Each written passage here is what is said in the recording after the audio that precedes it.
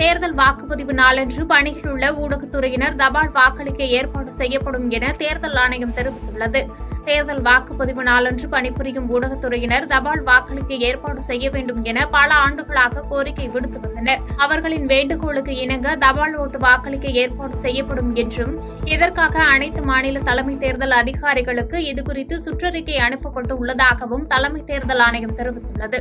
மேலும் metro, railway, மின் ஊழியர்கள், தீயணைக்கும் படை, தபால் ஊழியர்கள், விமான போக்குவரத்து துறையினர், அகில இந்திய வானொலி மற்றும் தேர்தல் பணியில் ஈடுபடும் ஊடக ஊழியர்கள் ஆகியோர் தபால் ஓட்டளிக்க தேர்தல் ஆணையம் அனுமதி வழங்கியுள்ளது.